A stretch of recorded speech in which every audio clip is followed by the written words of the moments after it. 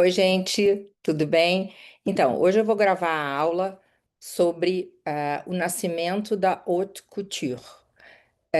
Primeira coisa que eu quero dizer é que a questão da moda não é uma coisa fútil. A moda, eu vou abordar a moda de um ponto de vista sociológico, a moda refletindo a sociedade, respondendo a aspectos de cultura, de arte, de política, enfim. E a aula está dividida em alguns pontos. Primeiro, o nascimento da haute couture no século XIX. E quem foi o primeiro costureiro artista?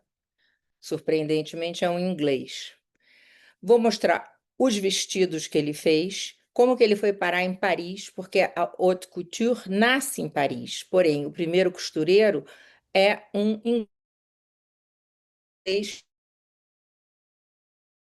O primeiro costureiro inventa um perfume, Dan Lanui, e o frasco desse perfume é desenhado pelo Lalique. Então, essa associação de grandes nomes, né, grandes artistas, já começa aí no início da alta costura. O legado desse costureiro, como é que os filhos e netos dele continuaram com a casa, como é que os discípulos, porque o legado dele é muito importante, é como a nossa aula sobre a gastronomia, que nós falamos de uma, vamos dizer, de uma continuação entre os grandes chefs franceses, né? Agora a gente começa com o inglês, porque foi ele que começa a alta costura. Vou mostrar para vocês uma exposição que esse ano, 2025, a gente comemora o nascimento e a morte dele, porque ele nasce em 1825, esse inventor da alta costura, e morre em 1895, portanto, século XIX, na Inglaterra, época vitoriana. Esse ano, Paris, a França, comemora o aniversário desse costureiro com uma exposição no Petit Palais. Então, deixa eu compartilhar aqui com vocês a tela. Vamos ver aqui. Ui, é difícil compartilhar aqui. Então, aqui na tela, vocês estão vendo o Worth, chama Charles Frederick Worth, e uma imagem de um vestido dele. Vou mostrar uns outros aqui. Ó, haute couture. O termo é listado em 1908 e Charles Frederick Worth funda a primeira casa Maison Worth de alta costura em Paris, promovendo a moda de luxo para a mulher da classe alta e cunhando o termo designer de moda, que agora, com o Worth, o designer de moda, o costureiro, é visto não mais como um costureiro comum. Inclusive, os costureiros das mulheres, antes do Worth, antes do Charles Frederick Worth, eram mulheres, não eram costureiros homens. E a partir dele, você tem essa ideia do designer de moda. Aqui é uma imagem da exposição que está acontecendo agora. A partir de maio, abriu uma exposição e vai até setembro no Petit Palais, na França, em Paris. Bom, antes de eu começar a falar propriamente do Worth, eu gostaria de falar um pouco dessa linha do tempo, essa linha histórica da alta costura. Então, já falei que ele funda essa primeira Maison em 1858 em Paris e cria essa ideia do estilista autoral. Depois a gente vai ter um outro momento, ele já está morto a essa altura. Em 1900, a gente vai ter aquela exposição, grandes exposições universais que nós tivemos, começando com o Príncipe Albert, na Inglaterra, em 1851. Agora a gente vai ter. Teve outras antes. Teve a exposição de Paris de 1867, enfim, essa é de 1900. Mas o que é interessante nessa exposição é que já mostra a alta costura como expressão de luxo e também de artesania, porque é tudo feito manualmente. Então, são tantas horas de trabalho que vão naquela peça. Vamos falar brevemente da Primeira Guerra Mundial, quando a moda, então a moda tem que se tornar mais prática pelo contexto mesmo cultural e social da guerra, contexto político. E nisso a Coco Chanel e também o Paul Poiret são instrumentais, né? Eles é que tornam a moda feminina mais prática, mais usável. Quero só marcar também o pós-guerra, em 1920, Coco Chanel popularizando esse estilo agora moderno e funcional e muda a silhueta feminina. Vocês vejam que só para vocês verem aqui, ó, o tipo de vestido com essa coisinha aqui para trás, antes era para o lado, né, dando volume para o lado ou para trás. Isso tudo vai acabar. A Coco Chanel vai se livrar dos corsets, dos espartilhos. O corpo da mulher vai ficar mais livre, mais também propenso aos esportes. Então você vai poder montar a cavalo não de saia, mas de calça. Uma série de avanços, digamos, ou pelo menos modificações que ela faz. Ela é muito revolucionária nesse sentido. Bom, vou então agora falar dele. Eu vou retomar essa linha do tempo. Deixa eu só dizer um negocinho. Eu vou retomar essa linha do tempo daqui a pouco, mas agora eu vou, para a gente ficar na linha do tempo, eu vou falar um pouco de quem foi o Worth, como é que esse que é o grande inventor inventor mesmo, né? É assim que ele é chamado em Paris. E olha que os franceses não gostam de dar crédito para os ingleses. Bom, o Worth, Charles Frederick Worth, nasce numa pequena cidade mercantil na Inglaterra, em Lincolnshire, em 1825. O pai dele, eles não são de uma família riquíssima, mas é uma família bem afluente. O pai tem um certo dinheiro, a mãe não trabalha. Acontece que o pai era advogado e era alcoólatra também. E aí, com o tempo, bom, ele simplesmente começa a beber demais e abandona a família quando o Worth tem 11 anos de idade.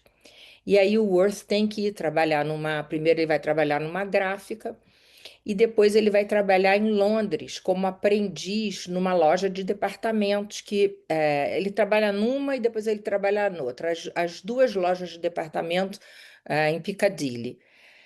E Piccadilly, como vocês sabem, é muito perto da National Gallery. E aí o Worth passa a frequentar a National Gallery, vendo aqueles quadros, ele ali, vamos dizer, se educa em termos de roupa, porque com na National Gallery você tem pintura europeia, né? Você tem quadros de todas as procedências.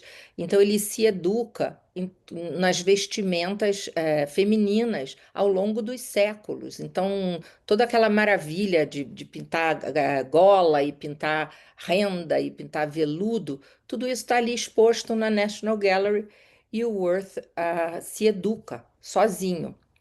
Enquanto isso, que ele está morando em Londres, a mãe dele consegue o emprego, ela que nunca tinha trabalhado, ela vai trabalhar e ela é uma mulher que não vai durar muito tempo. Ela depois, enfim, morre cedo, né? Ela não vê o sucesso do filho. Eu queria mostrar aqui para vocês as lojas em que ele trabalhou. Nós temos registro aqui, as lojas na Piccadilly. Olha, ele trabalhou nessa aqui, ó, na Swan and Edgar, que era uma alfaiataria masculina. Como eu disse, a costura para mulheres era feita por mulheres, né? Ele é que vai inovar ao ser o costureiro das mulheres quando mulheres não eram atendidas por homens. Então, aqui está a loja em que ele trabalhou. Vamos para o próximo slide. Em 1846, ele vai para Paris e começa a trabalhar na Maison Gaggelin. Ele se casa e depois ele funda a Maison Worth Boberg. Esse Boberg era um sueco que fica sócio dele por uns bons anos. Depois eles se separam.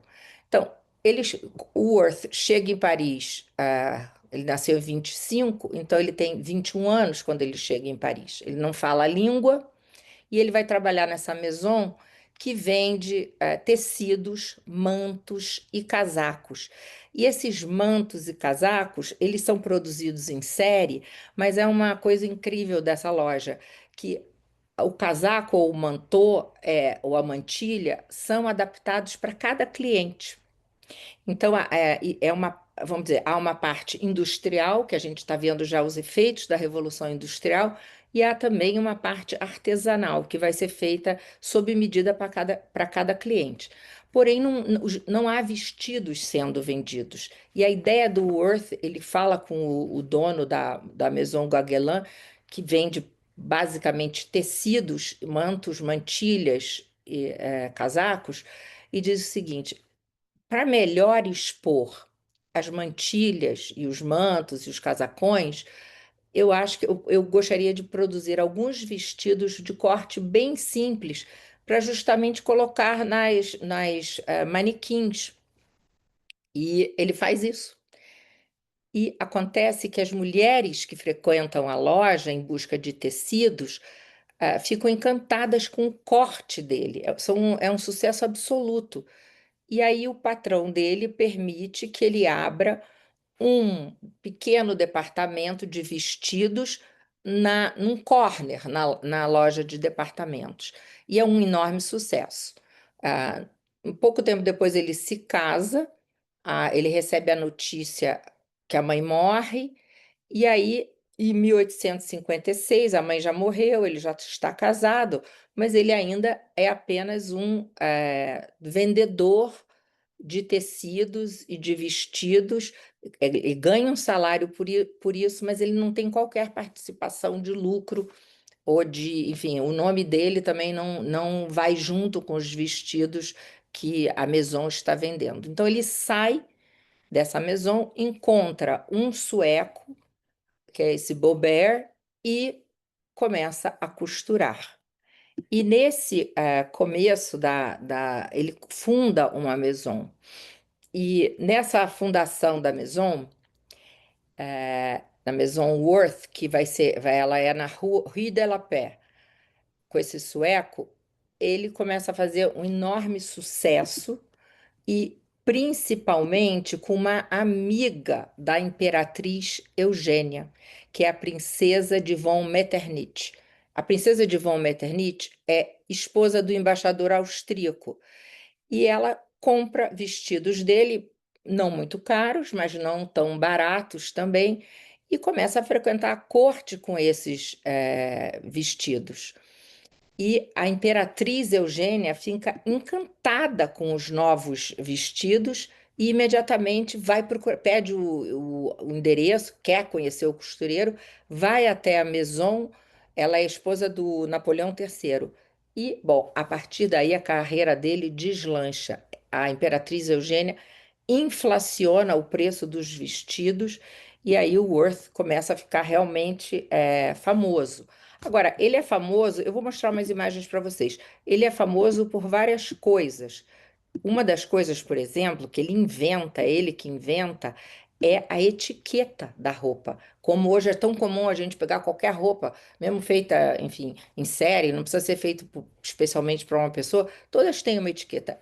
Eu queria ver se eu mostrava essa imagem para vocês. É ele que pela primeira vez faz essa etiqueta. E coloca, e tem etiquetas que são bordadas, etiquetas que, enfim, ele faz diferentes etiquetas. Ele faz também uma coisa que estava muito na moda nessa época, a Imperatriz Eugênia promovia muitos bailes de máscaras, e ele faz várias fantasias nessa época. E ele também passa a ver Olha só, antes para você ir fazer um vestido, a gente sabe disso porque a gente já viveu isso. Você ia a uma costureira, não, você escolhia o tecido, escolhia o modelo e ia até a costureira. O Worth simplesmente revoluciona tudo isso, porque o que ele propõe, né, como é que é feita a coisa com o Worth?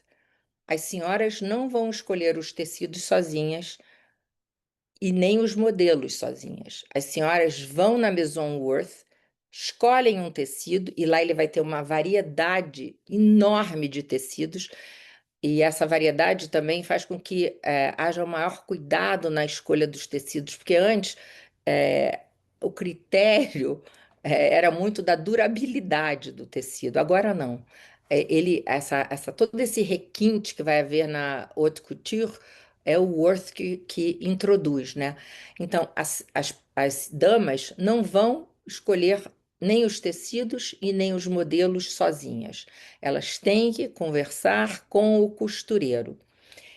Esse costureiro vai fazer duas, cinco, não vai. Vai fazer mais de 10 provas para cada roupa dessas. Tem roupas que têm 20 provas, enfim, uma média de pelo menos 15 provas. Então, só de você pensar nisso, você já vê, uai, então toda hora a pessoa tem que ir na Maison Worth. Exato. O que acontece, a Maison Worth passa a ser um ponto de encontro e muda completamente o relacionamento entre cliente e costureira.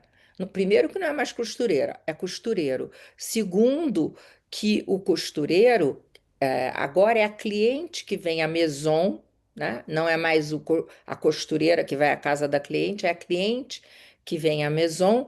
E é um ponto de encontro social, essa ida, né? É a nossa ida ao shopping hoje. Essa é a nossa ida ao shopping. Naquele momento, eles estão todos indo, as mulheres estão todas indo na Rue de la Paix. Outra coisa que o Worth inventa é a etiqueta, como eu falei, mas também a ideia de coleção de acordo com a estação, as coleções sazonais. Ele que inventa isso. E aos poucos, com a frequência das senhoras, a Maison Worth, ele inventa o desfile de moda. E a primeira modelo viva dele, porque antes você via, vamos dizer, no máximo a roupa, o vestido, a mantilha num manequim. E agora não, você tem um manequim vivo. E na Maison você tem as modelos, a primeira sendo a mulher dele, desfilando com as criações. Então, tudo isso é criação dele. Eu vou mostrar aqui rapidamente para vocês a. Meu Deus, aonde que tá aqui para eu. Ai, gente, desculpe aqui. Sumiu aqui a minha. Eu queria mostrar para vocês o. Ui, eu quero mostrar para vocês. Ui, sumiu aqui. Ai, gente, me desculpe. É que às vezes dá um tilt esses.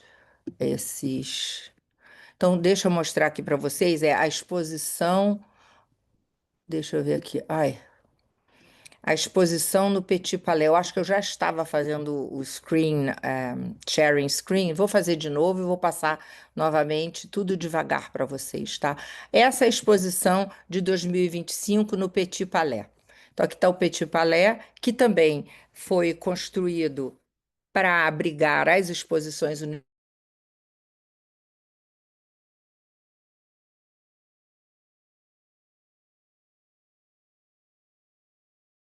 vestidos maravilhosos e as senhoras que compravam. Está muito bem montada essa exposição, pena que só fica até setembro.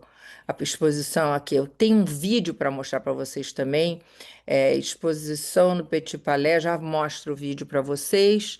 Aqui, aqui é a continuação. Então, deixa eu voltar antes de mostrar o vídeo para vocês.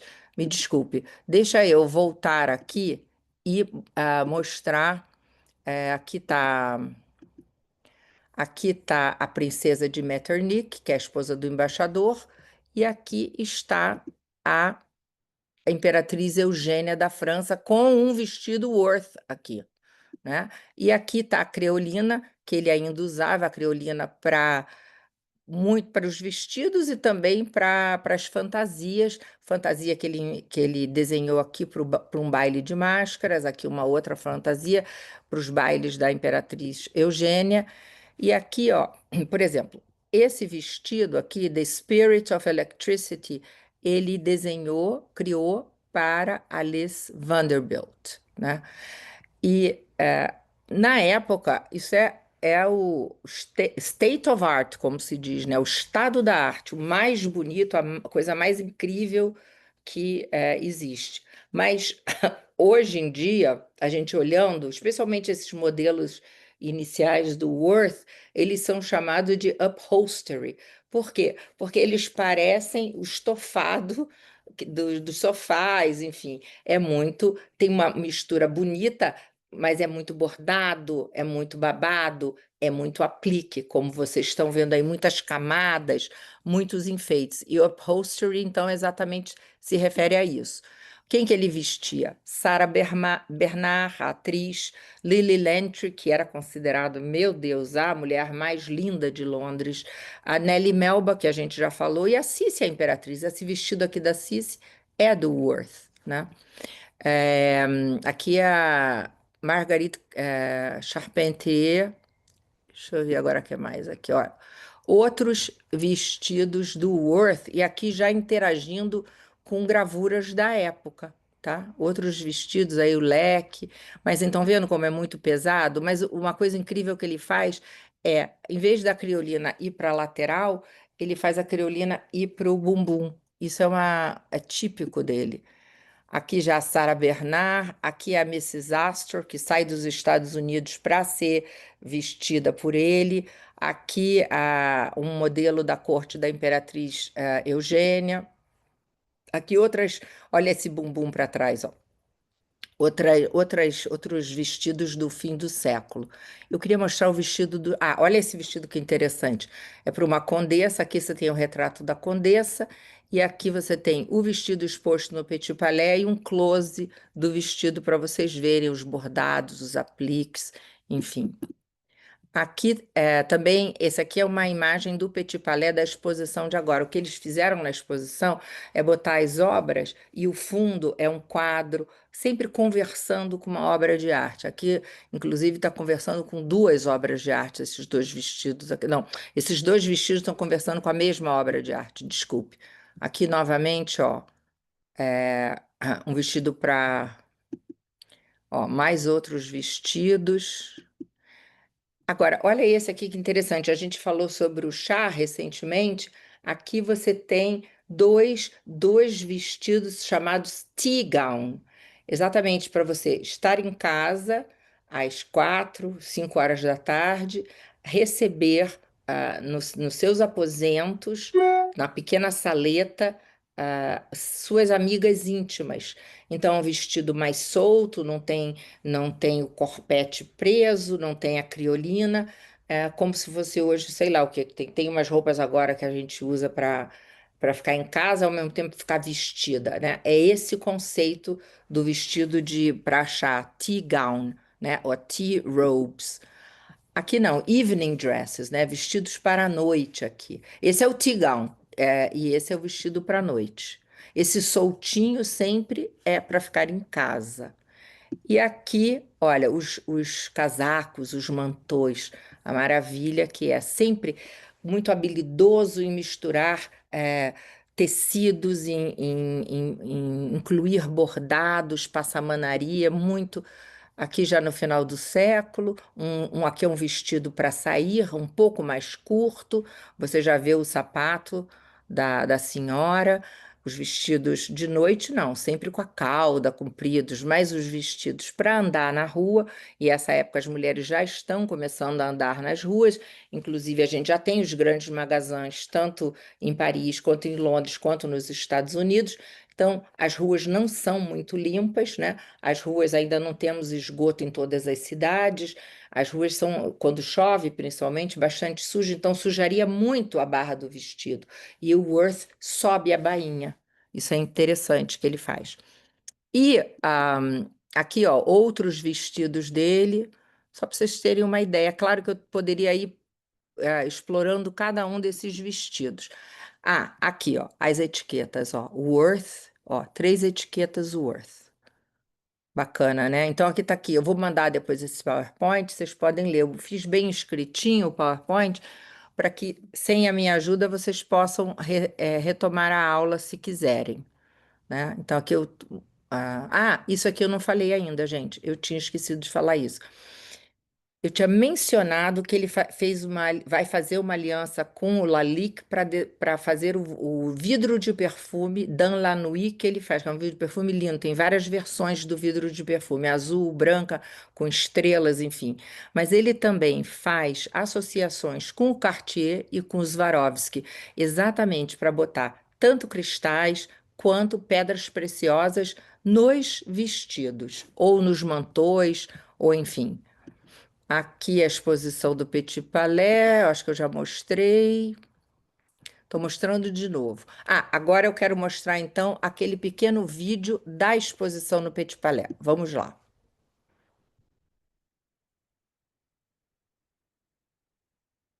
Deixa eu ver se eu consigo abrir maior isso aqui.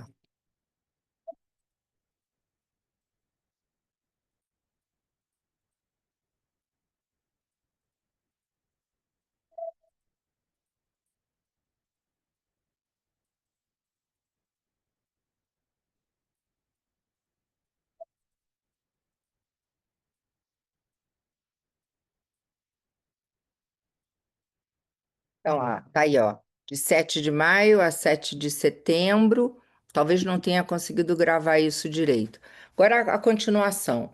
No século XX, o filho Gaston, são dois filhos, mas o Gaston, principalmente, mantém a clientela que já era internacional. As pessoas saíam dos Estados Unidos, como eu falei, a Mrs. Astor, as Vanderbilt, saíam dos Estados Unidos para fazerem roupa com ele. E sempre mantendo essa clientela que é tanto de gente de teatro, né? Mais tarde a gente vai ter as atrizes no cinema, mas nesse momento é gente do teatro, pintores, então o mundo das artes, principalmente essas duas aqui que eu destaquei, essas duas atrizes, Eleonora Duse e Ida Rubinstein, né, que as duas foram clientes importantíssimas dele. E ah, eu mencionei aqui que em 1914, esse caricaturista que é famosíssimo, Sam, ele cita os irmãos Worth, que já são os filhos do Charles Frederick Worth, como exemplos do verdadeiro chique parisiense. Bom, durante a Primeira Guerra Mundial, tudo muda, né? Tanto na Europa, na Inglaterra, enfim. E aí a casa Worth, a Maison Worth, se envolve em obras de caridade e também é convertida em um hospital. Mas depois os netos vão retomar. Aqui já é 1910 e você são já vestidos já da Belle Époque desenhados pelo Gaston, filho do Worth, que são uma silhueta mais reta, né? Uma silhueta mais e vamos dizer, um design mais limpo, menos uma coisa mais afunilada, né? Bom, típico então da Belle Époque, né? E deixa eu ver aqui, ó, aqui, os anos 20 já são com os netos aí, e todas as afinidades possíveis ficam bem claras aí com o Art Deco, né? Esses vestidos maravilhosos também, deixa eu ver aqui. Bom, aqui também outras importantes clientes dele, então aqui o perfume que eu queria mostrar para vocês. Os filhos Gaston e Jean-Philippe, até 1922. Os perfumes já são. O perfume já é feito por dois netos, Jean-Charles e Jacques, que ficam à frente da casa entre 1922 e 1941. E é o Jean-Jacques que faz o primeiro perfume com esse perfumista Maurice Blanchet dans la nuit.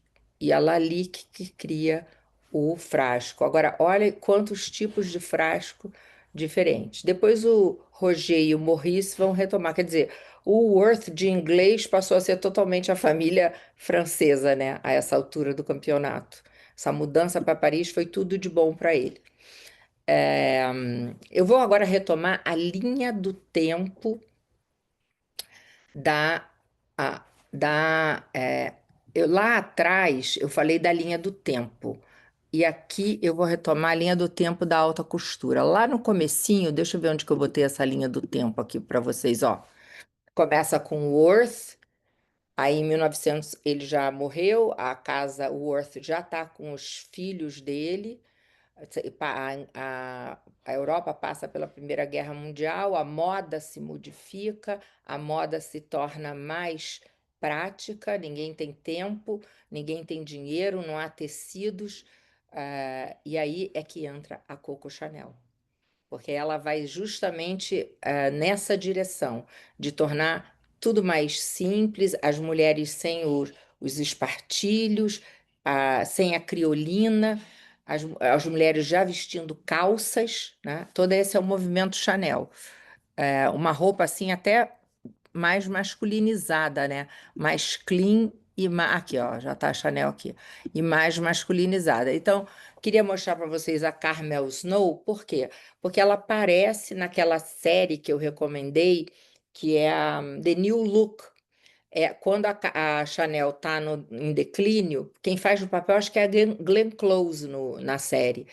Quando a Chanel está em declínio, por causa da associação dela na Segunda Guerra Mundial com os nazistas, afinal ela morava no Ritz, e o Ritz era o quartel-general nazista na França sitiada, na França ocupada pelos nazistas. E a Carmel Snow, que era a importantíssima editora da Harper's Bazaar. E vejam bem, ó, o Bazar, primeiro, eu quero falar isso aqui, ó, o Bazar, tanto você pode escrever com um A quanto com dois. Inclusive, a revista começa sendo escrita com um A, Bazar com um A, e depois ela passa a ser escrita com dois As para mudar. O que eles querem sinalizar com isso é que houve uma mudança na direção da editoração da revista. E aí eles mudam a questão de uma letra, de um A ou dois As, né? É a revista feminina mais antiga do mundo de moda. Você tem outras revistas que têm seções femininas, mas uma revista inteiramente dedicada à mulher, que fale de vestidos, que fale de produtos direcionados à mulher, é a Harper's Bazaar. E a grande rival vai ser a Vogue. E justamente a Carmel Snow é interessante porque a Carmel Snow ela trabalha na Vogue primeiro e depois ela vai para Harper's Bazaar. Mas a Harper's Bazaar é muito mais antiga que a Vogue, né? Enfim, na época era muito mais importante que a Vogue. Deixa eu ver o que que eu botei mais aqui que eu não estou conseguindo enxergar. Ai, meu Deus do céu. O que que é não enxergar, né? Nem sei onde é que eu estava aqui. Deixa eu voltar aqui. É essa parte aqui que eu quero mostrar para vocês. Peraí, deixa o stop para poder me encontrar aqui. Meu Deus, como é ruim não enxergar. Aqui os vestidos, o perfume, a Carmel Snow. Aqui, o próximo tempo. A linha do tempo, como é que a gente retoma essa linha do tempo da alta costura aqui. Desculpe, gente, é que é difícil parar isso aqui. Ó, a linha do tempo. Primeira Guerra Mundial, a moda se torna prática, a Coco Chanel popularizando o estilo moderno e funcional em resposta à guerra, mas como a gente vê nos filmes sobre a Coco Chanel, não foi só em resposta à guerra, era também a questão de que ela, o estilo de vida dela e a classe social da onde ela vinha, meio que levam ela para esse caminho de. Vocês, quando veem um daqueles dois importantes filmes sobre a Chanel, vocês veem que ela pegava roupas emprestadas do amante dela, do Etienne. E, enfim, e aí ela começa a criar esse estilo de usar essas calças. Tem uma cena num dos filmes em que ela vê os pescadores na praia usando essa camisa listrada. E aí o filme é muito bom porque ele mostra, dá um close assim na camisa, a gente vê que ela está prestando atenção nessa camisa listrada. E em seguida ela aparece usando, né? Isso marcou também o look Chanel. Então, um look muito mais despojado, um look muito mais prático, né? E os marcos, assim, da Chanel. Em 26, o que eu escrevi aí, The Little Black Dress, né? O preto, até então, era considerado luto. E agora, com a Chanel, é o pretinho básico, né? The Little Black Dress, que serve para tudo, não é mais para o luto, é para ir à festa, para ir a isso, aquilo, você está vestido o dia inteiro. Outra coisa interessante que a Chanel faz, e isso muito porque ela foi amante do Duque de Westminster, de um inglês, né? No filme ela parece amante de um outro inglês que foi a grande paixão dela, que foi o boy. Mas depois disso ela foi amante de outros. Inclusive acham que, enfim, não vou mais falar dos amantes da Chanel, mas enfim, foi amante de um monte. E ela usa o jersey, que era usado na Inglaterra, que hoje em dia é essa coisa leve que a gente usa, como é que é? Tipo um liganete, assim. Antigamente chamava jersey, né? E o tweed, porque o Duque de Westminster tinha roupa de tweed, ela tinha ido à Escócia com ele, etc. E ela passa a incorporar isso que ela vai fazer para a mulher. Aqui é a Chanel com o Duque de Westminster, e aqui é a Chanel com um amigo dela, Churchill.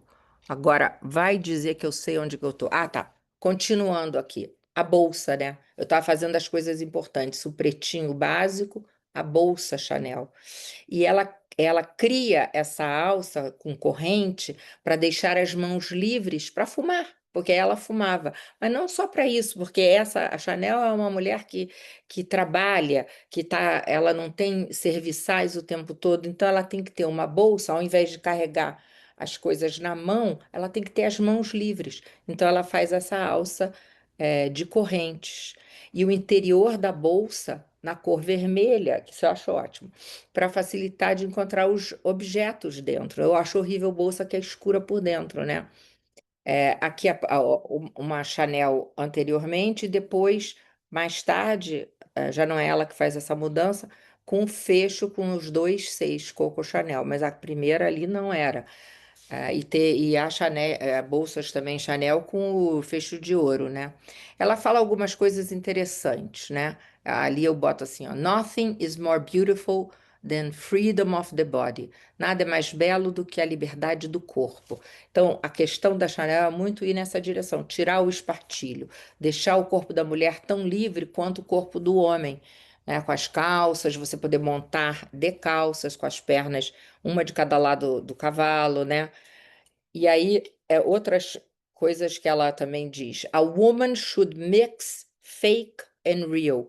Ela era a favor de misturar joias e bijuteria, e fake, né? E Swarovski, enfim. Ela não achava que tinha que se vestir. Enfim, até uma questão da classe da onde ela veio, né? E adoro essa aqui. The point of jewelry isn't to make a woman look rich, but to adorn her, not the same thing. O objetivo da joia, né, da joalheria, não é fazer uma mulher parecer que é rica, né, mas adorná-la. E isso não é a mesma coisa, você parecer rica e estar bela, adornada. Então a Chanel é revolucionária, enfim, de várias maneiras. Deixa eu ir na próximo slide. Aqui a gente tem a Chanel. E eu quero que vocês reparem o sapato bicolor dela. Ela ainda não tinha desenhado o sapato que vai marcá-la, né? Que é aqui eu botei, ó, 1957. O sapato bicolor. Aqui é a Romy Snyder, né, que está usando o sapato. Mas ela já usava esse sapato mais masculino, né, o sapato Oxford. Ela já usava essas calças largas, ela já usava o tweed bouclé. Então, tudo isso ela já estava fazendo. E aqui eu acho incrível, porque também você vê em filme, a Chanel sempre com dois braceletes, um em cada braço. É esse bracelete maltese que foi desenhado, é o cuffs, em inglês chama cuffs, né? Que foi desenhado pelo joalheiro Fulco de Verdura, que fez para ela. E isso aqui eu botei um que é uma cópia daquele grande designer americano. Na verdade, ele copia mil coisas, faz coisas, mas incríveis. Eu estou falando cópia, não no sentido negativo, que ele tem cópias desses cuffs que, enfim, inicialmente eram todos feitos, eram joias, né? Agora também há essa coisa ser biju. Os colares eu não preciso nem falar, né? Mas vejam aqui, ó, os dois cuffs dela aqui. Não sei se na outra fotografia tem os cuffs, não. Aqui ela tá com outro. Aqui tem, ó. Ela sempre gostava de usar esses cuffs, né? Esses braceletes. Bom, aí o filme não, a série que eu recomendei, The New Look, a gente vai ver outro momento. É um outro momento. Então a gente viu o momento primeiro. O Charles Frederick Worth e os filhos dele, o Worth tendo nascido na Inglaterra, a família empobreceu, ele foi trabalhar em loja de departamento, e aí vai para Londres e começa a inovar e funda a primeira maison de alta costura na França. Os filhos herdam, os netos herdam. A outra grande nome é a Coco Chanel. Tem um outro aí que eu pulei, que é aquele Paul, que outro dia eu posso falar, mas que ele faz um estilo mais oriental. E ele aparece, não sei se num filme ou numa série aparece esse Paul com um estilo mais exuberante, mais oriental. Mas ele não foi tão importante quanto a Coco Chanel, né?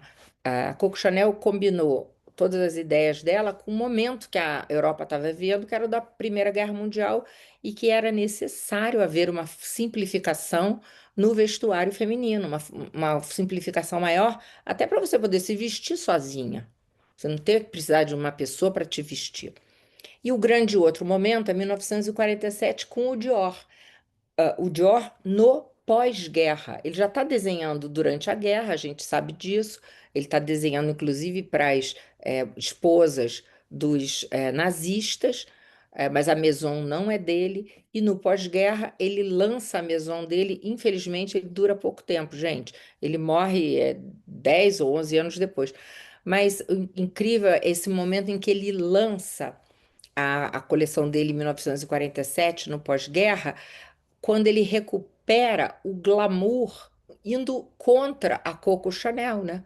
Por isso que na série ela não gosta dele.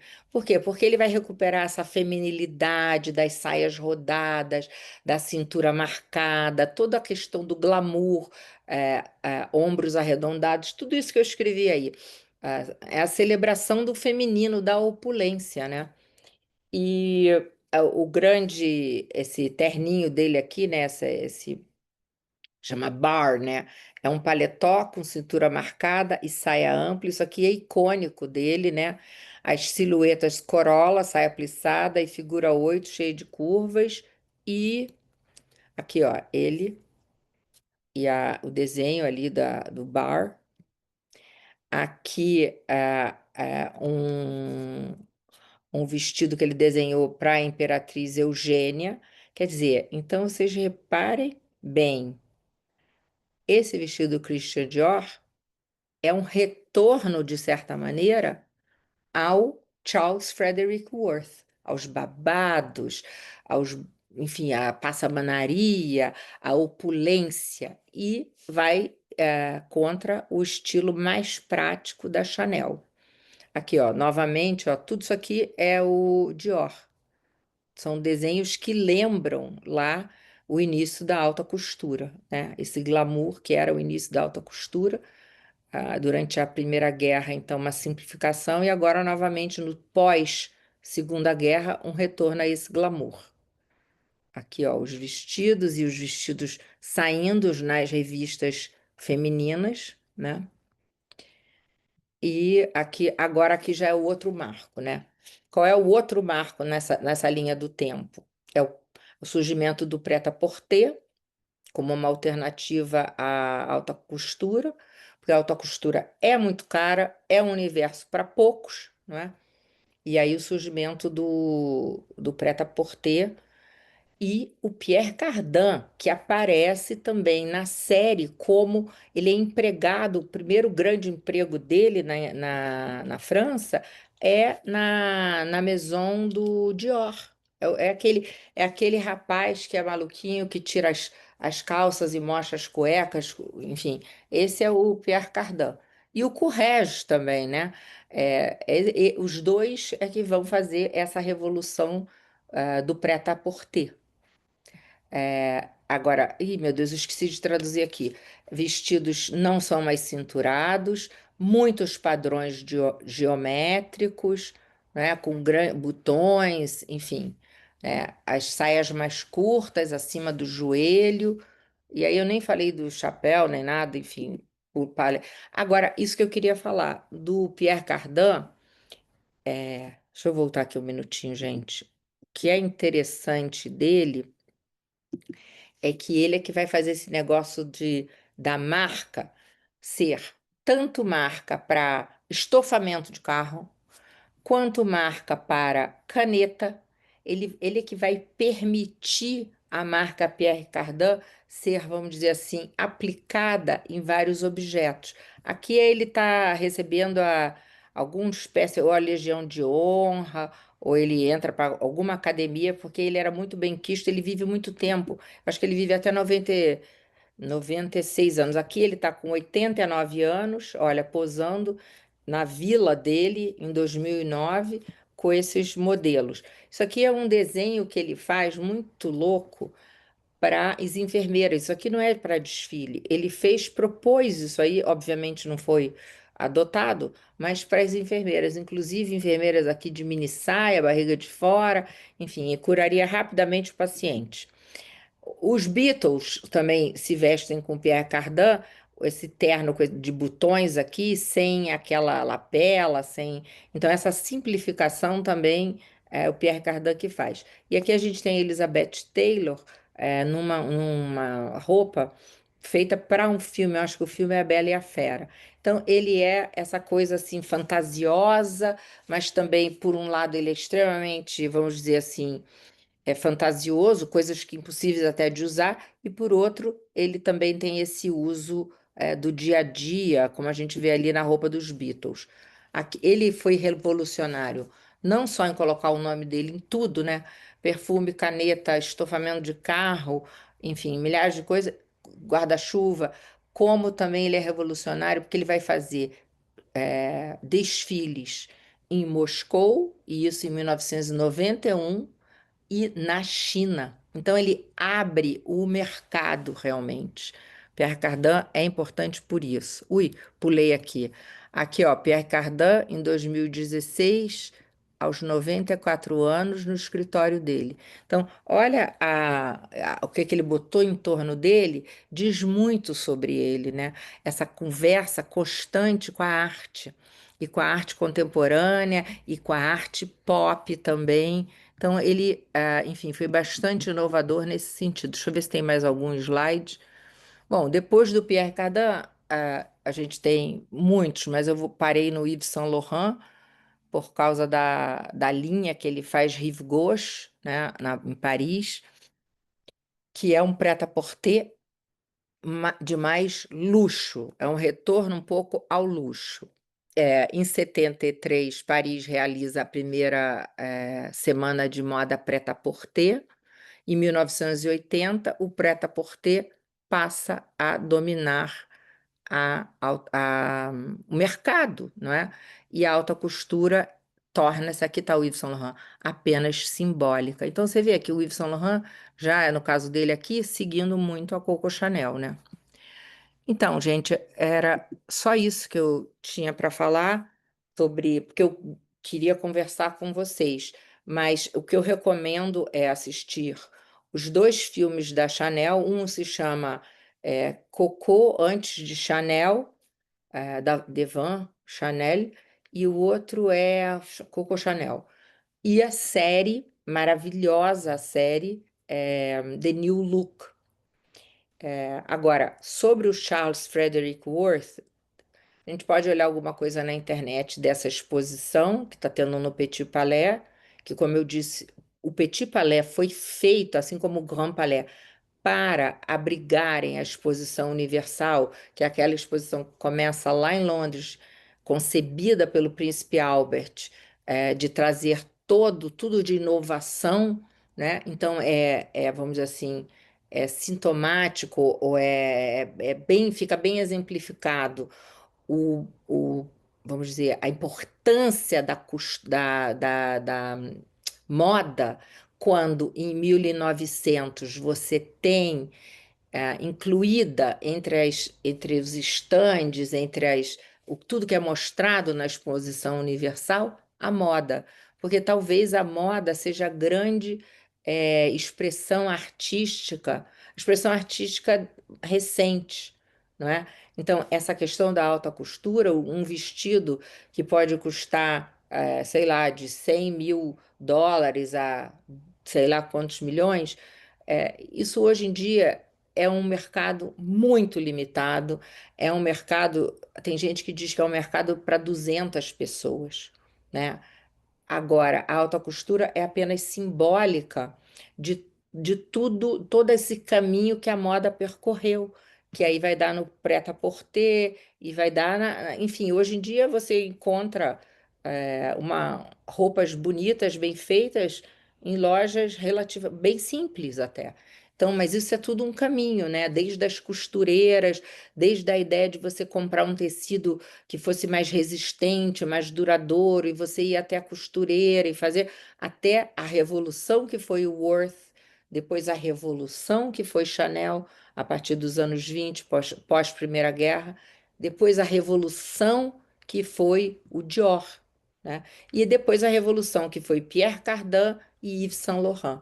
Não falei do Courrèges, mas teria mais para falar. Mas obrigada e até a próxima, aula, então.